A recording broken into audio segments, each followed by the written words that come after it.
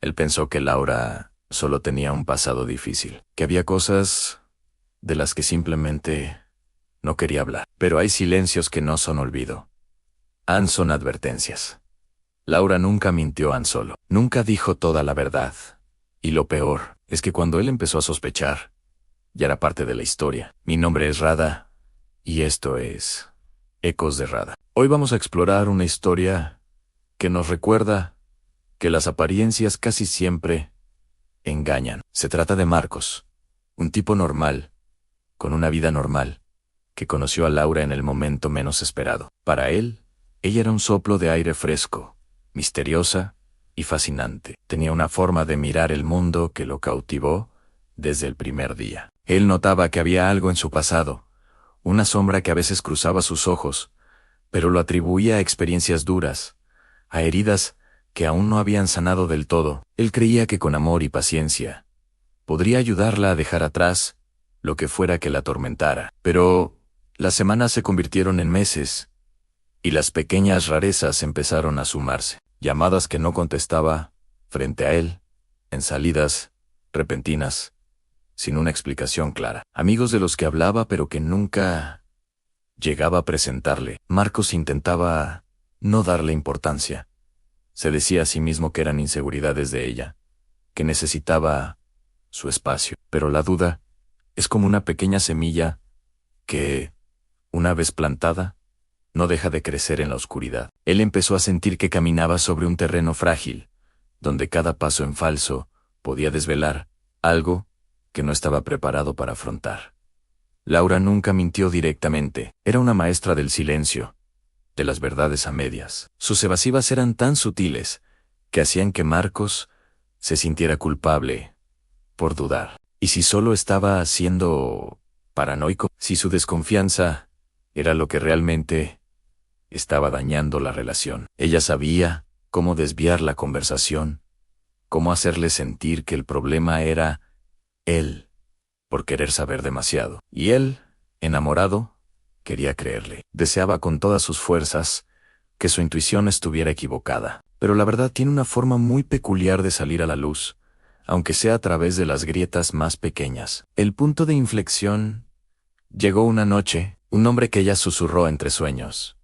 Un nombre que no era el suyo. Esa fue la primera pieza de un rompecabezas que Marcos nunca pidió armar. Empezó a atar cabos, a conectar los puntos que antes parecían inconexos, las historias que no cuadraban, las ausencias inexplicables. Se dio cuenta de que no estaba conociendo a Laura, sino a una versión de ella, una fachada cuidadosamente construida para ocultar una vida entera. Y lo más aterrador fue descubrir que él no era un espectador de su pasado. Sin saberlo, se había convertido en un personaje clave en su presente, una pieza fundamental en un juego cuyas reglas desconocía por completo. Ya no se trataba de descubrir un secreto, se trataba de sobrevivir a él.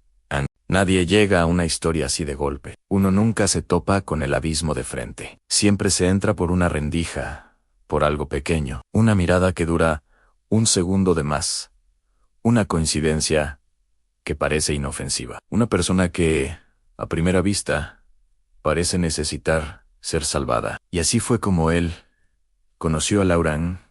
Fue en un momento común, demasiado común, como para levantar sospechas. Una tarde cualquiera, en un café, una conversación sin importancia sobre el clima, una risa que llegó mucho antes que las preguntas profundas. Laura no era misteriosa, al menos no en el sentido exagerado de las películas. No hablaba en acertijos, no evitaba el contacto visual, no parecía esconderse detrás de una fachada. Al contrario, era tranquila, casi serena, demasiado tranquila para alguien que, según ella, había pasado por tanto. Porque Laura sí hablaba de su pasado, pero solo lo justo. Dosificaba la información, soltando piezas que sonaban aceptables, casi cliché. Decía que había tenido una infancia difícil, una familia rota, mudanzas constantes. Mencionaba lugares que prefería no nombrar, como si fueran manchas en un mapa personal. Nada que él no hubiera oído antes, nada que activara una verdadera alarma. Él interpretó su silencio como dolor,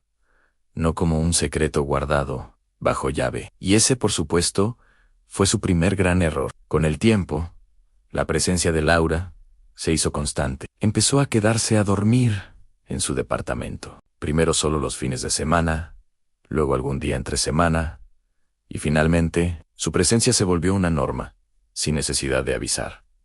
Curiosamente, no era invasiva, no se adueñaba del espacio, no movía sus cosas, no dejaba marcas visibles de su estancia, simplemente estaba, pero con su presencia llegaron las reglas, reglas que nunca explicó con palabras, pero que se hicieron evidentes, y que él, sin saber por qué, aceptó sin cuestionar. Regla número 1.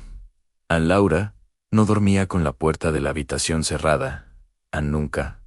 No importaba si hacía frío, si el ruido de la calle era insoportable, si la lógica pedía privacidad, la puerta debía permanecer abierta. Regla número 2. Laura se despertaba siempre antes de las 3 de la mañana, sin alarmas, sin pesadillas aparentes que la sacudieran. Simplemente abría los ojos en la oscuridad, con una quietud perturbadora. Y la regla más importante, la regla de oro en Laura, nunca, jamás, contestaba llamadas después de esa hora, ni mensajes, ni números desconocidos, ni siquiera si el teléfono vibraba una y otra vez sobre la mesita de noche. Él lo notó. Claro que lo notó. ¿Cómo no hacerlo? Pero no preguntó. Hay algo en la forma en que te mira una persona que ya anticipa tu reacción. Una mirada que te desarma y te enseña a callar. Aprendió a no preguntar. Pero una noche, esa frágil paz se rompió. Mientras ella se duchaba, el teléfono de Laura, abandonado sobre la mesa de centro, vibró. Una vez, 2 veces, 3 veces. La pantalla se iluminó, pero no mostraba un nombre, ni siquiera un contacto guardado en solo un número, una secuencia de dígitos, sin prefijo de país, sin lógica alguna, un número imposible en él, por instinto. Lo tomó. No respondió un solo, miró la hora en la esquina de la pantalla. Eran las 2:57 de la mañana. El sonido del agua cesó. Cuando Laura salió del baño, envuelta en una toalla, se quedó inmóvil al verlo de pie, sosteniendo su teléfono. Su expresión no era de enojo. Era algo mucho más profundo. Estaba alerta, como un animal que reconoce un sonido antiguo y peligroso en la distancia. Su cuerpo se tensó. ¿Sonó?, preguntó, y su voz fue apenas un susurro. Él asintió, incapaz de articular palabra. ¿Contestaste? ¿Contestaste? Volvió a preguntar. Y esta vez había un filo de urgencia en su tono. Anel negó, con la cabeza. Non Laura soltó el aire que estaba conteniendo. Fue una exhalación lenta, demasiado lenta. Se acercó y tomó el teléfono de su mano, con una delicadeza que no encajaba con la tensión del momento. Nunca lo hagas, dijo, mirándolo directamente a los ojos. Ansí vuelve a sonar. Déjalo morir. Esa noche no durmieron. No porque hablaran, sino porque el silencio que llenó la habitación pesaba más que cualquier conversación. Era un silencio denso, cargado de preguntas sin respuesta. Y fue entonces, en esa vigilia forzada, cuando él empezó a notar las cosas pequeñas, los detalles que antes no existían, o que, más probablemente, siempre estuvieron ahí, y él había decidido ignorar. Comenzó a ver las cicatrices. No eran evidentes, ni recientes, pero tampoco parecían accidentales. Eran marcas finas y blanquecinas en sus muñecas, no de cortes, sino de algo que había apretado su piel durante demasiado tiempo, como ataduras. Luego, notó su aversión a ciertos espejos. No era vanidad, era algo más. Evitaba los que estaban ubicados en pasillos o cerca de puertas, como si temiera que algunos reflejos pudieran mostrar algo más que su propia imagen. Y a veces, muy pocas veces, en mitad de la noche, decía frases que no parecían dirigidas a él. Frases susurradas a la oscuridad, como si respondiera a alguien que solo ella podía ver. Una madrugada, mientras él fingía dormir, la escuchó. Todavía no, susurró ella al vacío. Él no está listo. Él no se movió. Mantuvo los ojos cerrados, la respiración acompasada, porque hay momentos en los que el instinto de supervivencia te grita que despertar es infinitamente peor que seguir soñando, que seguir atrapado en la pesadilla. Lo que él no sabía entonces, lo que apenas empezaba a comprender, es que Laura no estaba huyendo de su pasado, no estaba escapando de algo que la perseguía. Estaba esperando pacientemente en el silencio de su apartamento, a que algo o alguien finalmente la encontrara. Y él estaba en primera fila para el reencuentro. Después de esa noche, él empezó a prestar atención. No era desconfianza, no era sospecha, sino más bien una curiosidad inquieta, algo dentro de él que se había despertado y se negaba a volver a dormir. Laura, en apariencia, seguía siendo la misma de siempre. Le preparaba el café por las mañanas, con la cantidad exacta de azúcar que a él le gustaba. Se reía en los momentos justos durante las conversaciones, esa risa suave que a él le encantaba. Y al final del día, siempre preguntaba, con genuino interés, cómo le había ido en el trabajo. Era la rutina perfecta, el cuadro de una vida tranquila. Pero ahora había algo más. Había silencios nuevos, pequeñas pausas que se colaban en sus charlas, espacios vacíos donde antes no existían. Eran casi imperceptibles, pero estaban ahí, como una nota discordante en una melodía familiar. Una tarde, mientras él trabajaba desde casa, cometió un pequeño descuido. Dejó su computadora portátil abierta sobre la mesa del comedor, con un archivo de trabajo a la vista. No era nada personal, solo un borrador de un informe que estaba escribiendo. Laura pasó por detrás de él, camino a la cocina, pero se detuvo de repente. Su sombra se proyectó sobre la pantalla. Él sintió su presencia antes de que hablara. ¿Aún sigues escribiendo eso?, preguntó ella. Su voz era casual, como si estuviera comentando el clima. Él se giró, sorprendido. La miró a los ojos, buscando alguna señal, alguna pista. Nunca te conté en qué trabajaba. Nunca te hablé de este proyecto. Laura parpadeó, un movimiento lento, deliberado. Una sola vez, en su respuesta no fue arrogante ni misteriosa. Lo dijo con una naturalidad desconcertante, como si fuera el hecho más obvio del mundo, como si estuviera afirmando que el cielo es azul. Él sintió una extraña mezcla de confusión y fascinación, y entonces sonrió. Porque eso es lo que hacemos los seres humanos cuando algo no encaja, cuando una pieza del rompecabezas no tiene sentido. Intentamos acomodarla con una risa, con una sonrisa nerviosa. ¿Cómo?, insistió él, tratando de mantener un tono ligero. Laura se encogió de hombros, un gesto simple que parecía restarle importancia a todo. Lo mencionaste antes. Él sabía, con una certeza absoluta, que no era cierto. Recordaba cada conversación que habían tenido sobre su trabajo, y nunca, jamás, había mencionado los detalles de ese informe. Pero decidió no insistir. Hay batallas que uno elige no pelear, sobre todo cuando no entiendes las reglas del juego. Ese mismo día, algo más ocurrió. Al volver del trabajo, encontró la puerta del apartamento entreabierta. Un escalofrío le recorrió la espalda. Su primer pensamiento fue un robo. Entró con cautela, esperando encontrar el caos, el desorden, pero no había nada forzado. Nada faltaba.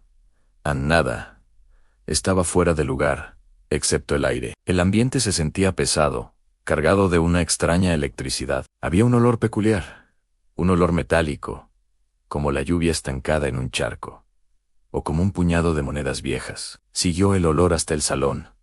Laura estaba allí. Estaba sentada en el suelo, de espaldas a la puerta, frente al sillón. A sus pies había una caja de cartón abierta. ¿Eso qué es?, preguntó él, su voz sonando más tensa de lo que pretendía. Laura no se sobresaltó.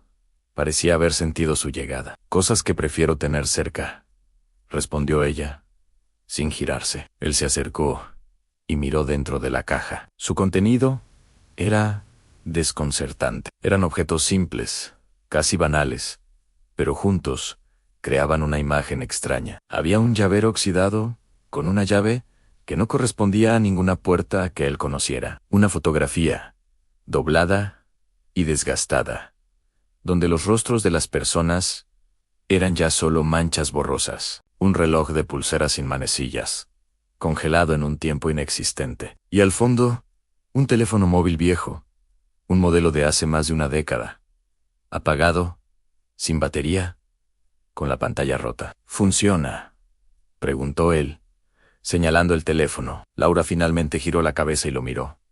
Negó lentamente. No debería. Esa noche, él tuvo una pesadilla. O quizás no fue una pesadilla. Soñó que estaba despierto, acostado en su cama, en la oscuridad de la habitación. En el sueño, miraba su propio teléfono vibrar sobre la mesita de noche. La pantalla se iluminaba con una llamada entrante, pero no había nombre. Solo un número desconocido que parecía brillar con una luz enfermiza. Y la hora en el reloj digital marcaba las 3:00 alto M. En ese momento del sueño, se dio cuenta de que no estaba solo. Laura estaba de pie junto a la cama, inmóvil, una silueta recortada contra la penumbra. Lo observaba fijamente. «Contesta», dijo ella. Su voz era un susurro que parecía venir de todas partes y de ninguna. Él despertó de golpe, bañado en un sudor frío, con el corazón martillándole en el pecho. El sonido que lo había sacado del sueño seguía ahí. No era un sueño. Su teléfono, el de verdad, estaba vibrando sobre la mesita de noche. La pantalla iluminaba la habitación con el mismo resplandor azulado. Era el mismo número desconocido. Era la misma hora. Las 3 alto MNC giró buscando a Laura, pero el otro lado de la cama estaba vacío. Se levantó, sintiendo el frío del suelo bajo sus pies, y la buscó por el apartamento. La encontró en la cocina. Estaba de espaldas, completamente inmóvil, mirando por la ventana hacia la negrura de la noche. La luz de la luna dibujaba su silueta. Él iba a decir algo, a preguntarle qué hacía despierta, pero ella habló primero, sin voltear, como si supiera exactamente lo que él estaba pensando. «No lo hagas», dijo. Su voz era firme, cortante. «Si respondes, te van a recordar». El miedo que sentía se transformó en una pregunta urgente. «¿Quién es?», preguntó él, acercándose a ella.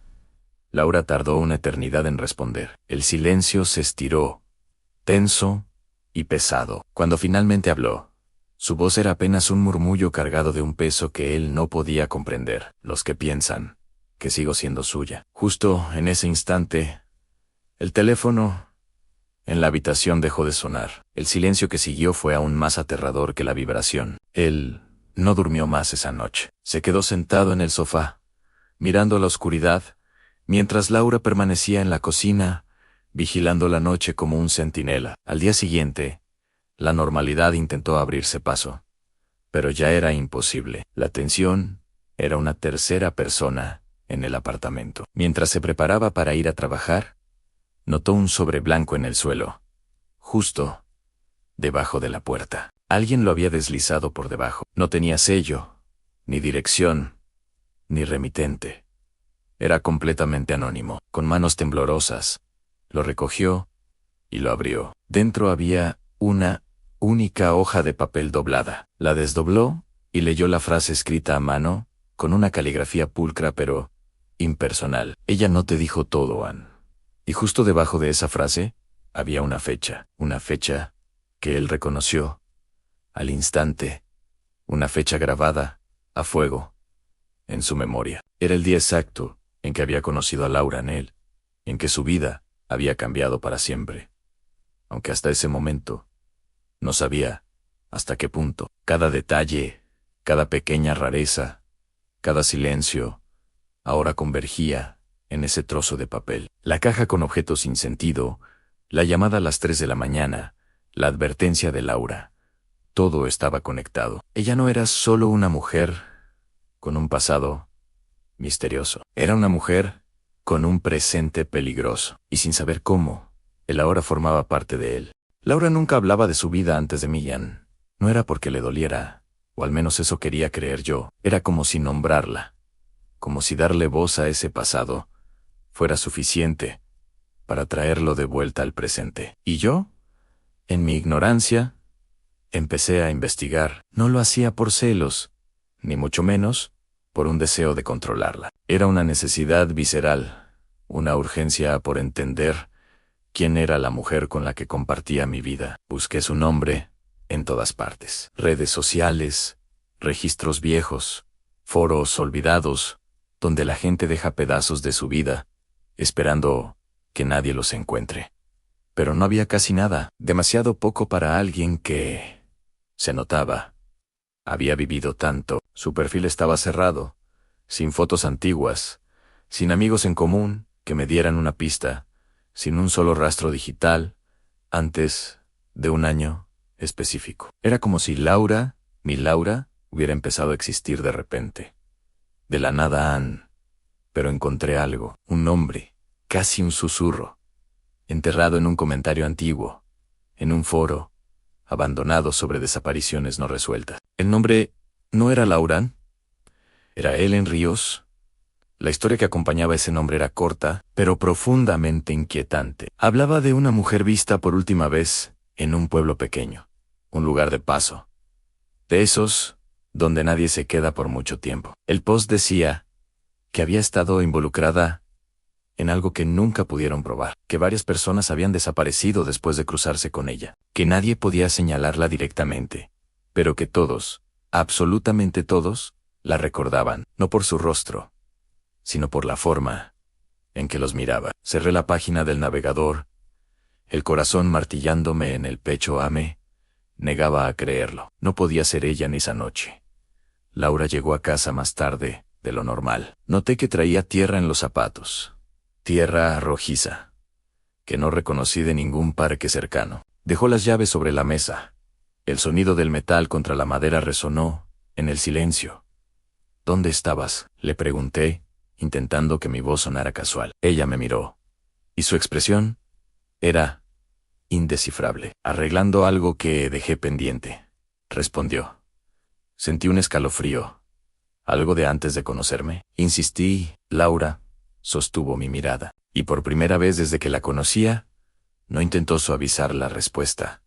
No buscó una evasiva. Desde mucho antes, dijo. Y su voz fue como una sentencia. Nos sentamos en la sala, frente a frente, una distancia insalvable entre nosotros. El aire se sentía denso, pesado. No soy peligrosa, dijo ella, rompiendo el silencio. Pero hay personas que creen que les debo algo. ¿Y les debes algo?, pregunté, casi sin aliento. Laura esbozó una sonrisa, pero no había rastro de felicidad en ella. Era una sonrisa cansada, llena de una tristeza antigua. Todos creen que merecen algo de ti, sobre todo cuando les enseñas cómo entrar. Yo no entendía, no todavía. Vi cómo se levantaba y caminaba hacia el armario del pasillo. Sacó esa vieja caja de cartón que siempre me había intrigado. La abrió y tomó el primer objeto, un reloj de bolsillo antiguo, pero sin manecillas. Esto, dijo, mostrándomelo, marca el tiempo que no avanza, el que se queda esperando a que alguien vuelva. Luego, con una delicadeza casi ritual, levantó el otro objeto, un teléfono móvil viejo, de esos que ya nadie usa. Y esto, continuó, es para cuando ya no hay forma de mentir. ¿Mentir sobre qué?, pregunté. Mi voz apenas un susurro. Laura levantó la vista y sus ojos se clavaron en los míos, con una intensidad que me heló la sangre. ¿Sobre quién fue la primera persona que no escuchó la advertencia? El silencio se estiró entre nosotros, tenso y frágil. Podía oír los latidos de mi propio corazón. Laura, logré decir. ¿Qué hiciste? Ella tardó en responder. Su mirada se perdió por un momento en algún punto lejano, en un recuerdo que yo no podía ver. Aprendí, susurró, y su voz se quebró ligeramente. Aprendí que hay gente que se acerca solo para tomar algo de ti.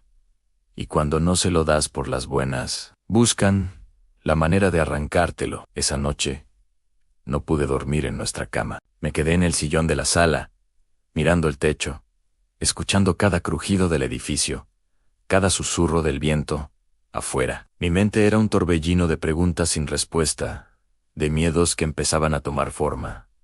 ¿Quién era él en Ríos? ¿Qué advertencia no fue escuchada? ¿Que había dejado pendiente Laura? El tiempo pasaba lento, como el reloj sin manecillas, y entonces, a las 3 de la madrugada, un sonido rompió el silencio.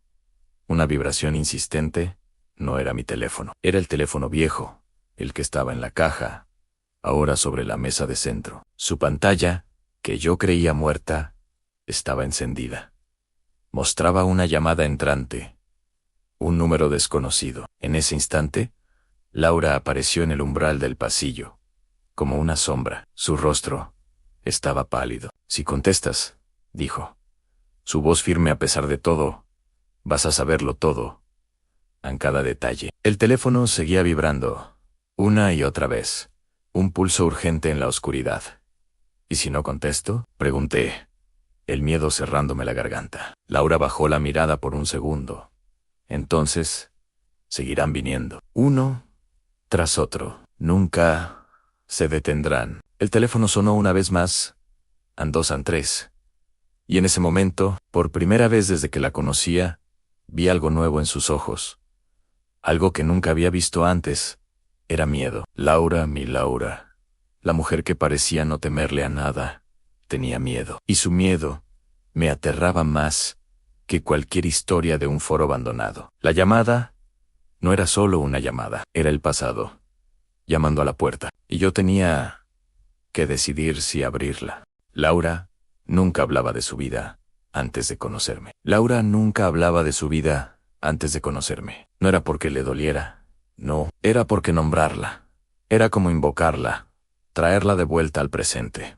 Y yo, al principio, respeté ese silencio. Creí que era una forma de protegerla, de darle el espacio que necesitaba. Pero con el tiempo, ese silencio se convirtió en un vacío, un hueco en nuestra historia que me llamaba, que me pedía ser llenado. Empecé a investigar en silencio. Por supuesto, no era por celos ni por un deseo tóxico de control.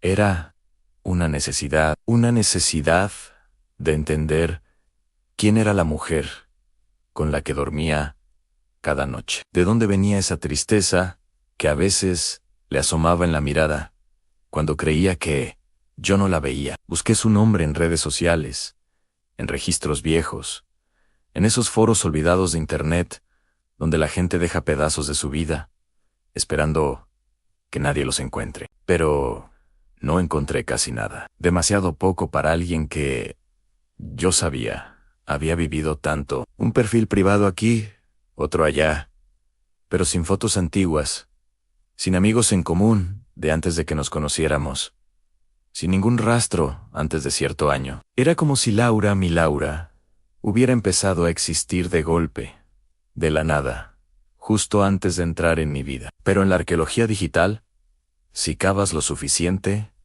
siempre encuentras algo. Y lo encontré. Un nombre, enterrado en el comentario de un post de hace años, en un foro abandonado sobre desapariciones no resueltas. El nombre no era Laura, era Ellen Ríos.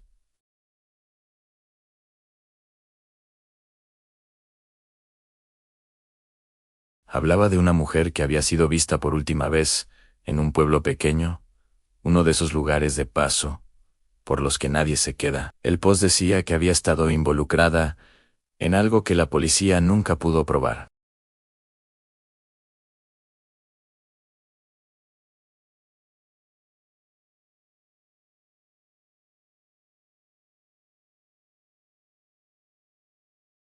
Una mirada que, decían, parecía saber algo que tú no. Cerré la laptop. Un escalofrío me recorrió la espalda. No quería creerlo.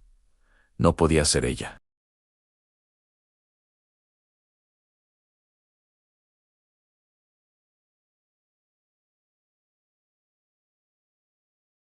Pero la duda, una vez plantada, es una mala hierba muy difícil de arrancar. Esa noche, Laura llegó a casa más tarde de lo normal. La oí entrar.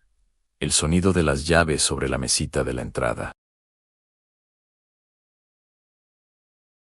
No barro, no lodo, tierra seca, como de un camino poco transitado, ¿Dónde estabas?, le pregunté, intentando que mi voz sonara casual, pero fallando miserablemente. Laura dejó el bolso en el sofá. Me miró, y su expresión era distinta, cansada, pero resuelta. Arreglando algo que dejé pendiente, respondió. El corazón me dio un vuelco. Algo. Desde antes de conocerme, me atreví a preguntar. Laura sostuvo mi mirada, y por primera vez desde que la conocía, no intentó suavizar la respuesta. No buscó un desvío. Asintió lentamente, desde mucho antes. Nos sentamos frente a frente en el salón, la mesa de centro entre nosotros, como una frontera. El silencio era denso, pesado. Podía sentir mi pulso en los oídos. Fue ella quien lo rompió. No soy peligrosa, dijo. Su voz apenas un murmullo. Pero hay personas que creen que les debo algo. Tragué saliva. ¿Y les debes algo? Una sonrisa extraña, sin rastro de alegría, se dibujó en sus labios. Todos creen que merecen algo de ti. Cuando les enseñas cómo entraran, no lo entendí. No, en ese momento... Laura se levantó y caminó hacia el armario del pasillo. Sacó una vieja caja de cartón que yo nunca había visto antes. La puso sobre la mesa adentro. Había objetos extraños. Un reloj de bolsillo sin manecillas. Un teléfono móvil antiguo, de esos con tapa. Un puñado de llaves que no eran de nuestra casa. ¿Tomó? El reloj. Esto, dijo, mostrándomelo, marca el tiempo que no avanza. El tiempo que se queda, esperando, a que vuelvas a cerrar la puerta. Luego, levantó el teléfono viejo. Y esto es para cuando ya no hay forma de mentir. La confusión y el miedo luchaban dentro de mí. ¿Mentir sobre qué?, pregunté. Era la misma que describían en el foro. Intensa, profunda, como si viera más allá de mi piel. ¿Sobre quién fue la primera persona que no escuchó la advertencia? El silencio que siguió se estiró hasta casi romperse. El aire se sentía eléctrico. Mi mente iba a 1000 por hora, intentando conectar los puntos, intentando darle sentido a todo.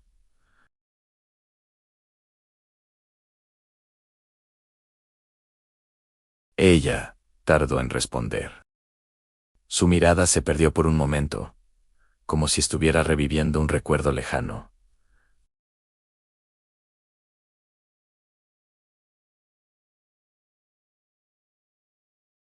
Buscan la forma de arrancártelo. Esa noche, no pude dormir en nuestra cama. Me quedé en el sillón del salón, mirando el techo oscuro, escuchando cada crujido del edificio, cada coche que pasaba por la calle, imaginando sombras en cada esquina. Mi cabeza era un torbellino de preguntas, sin respuesta. ¿Quién era Ellen Ríos? ¿Qué había dejado pendiente? ¿Quiénes eran esas personas que creían que les debía algo? El tiempo pasaba lento. Denso miré el reloj. Las 2:59, el silencio de la madrugada era casi absoluto. Y entonces, a las 3 en punto, ocurrió algo. Una vibración sorda, insistente. No era mi teléfono. Provenía de la caja de cartón que Laura había dejado sobre la mesa. El teléfono viejo, el que supuestamente no funcionaba, estaba encendido. La pequeña pantalla brillaba en la oscuridad y mostraba una llamada entrante. Un número desconocido. En ese mismo instante, la figura de Laura apareció en el umbral del pasillo, recortada contra la penumbra. No parecía sorprendida. Parecía resignada. «Si contestas», dijo con una voz carente de emoción, «vas a saberlo todo». El teléfono seguía vibrando sobre la mesa. Una y otra vez. Un latido mecánico en el corazón de la noche. «¿Y si no?», pregunté, apenas capaz de articular la pregunta. Laura bajó la mirada, y por primera vez en toda la noche, vi algo en su rostro que no había visto antes. Miedo. Un miedo puro y profundo. Entonces, susurró, «seguirán viniendo». El teléfono siguió sonando. Una vez más. An 2. An 3.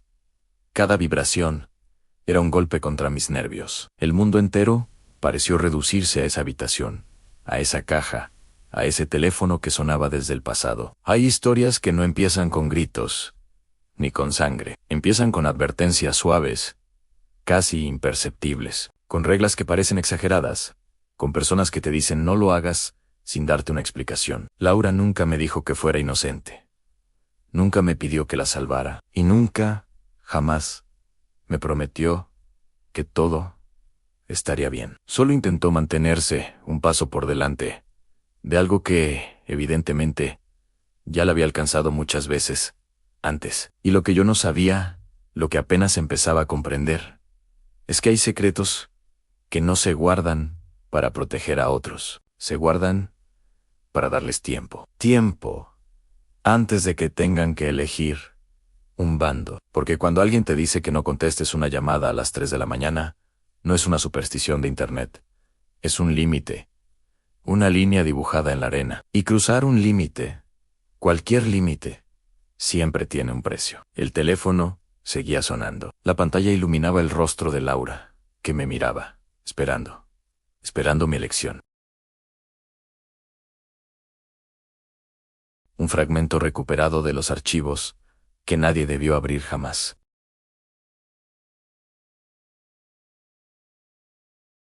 Quizás solo estás escuchando, como yo lo hacía al principio.